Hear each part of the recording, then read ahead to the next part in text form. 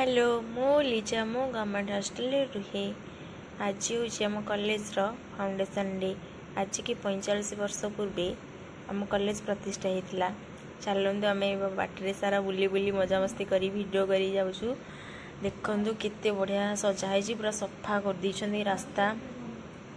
आज आम कॉलेज को आसुंच शिक्षा मंत्री आमर एठी दी साइड रे पूरा गछ सब सफा करी परिष्कार कर दी। आम हली दोहली जाऊँ देखु ये आम आसिक वीडियो बन दीचु। ये आसी बसी पड़ू आम सीट्रे बसी वीडियो टे बन दीचु। वीडियो तो न कले कि हेनी आमर फोटो वीडियो जो आम से देखो पिला सब आस्ते आस्ते आसिले ये बस आसीना गेस्ट मैंने आसवा टे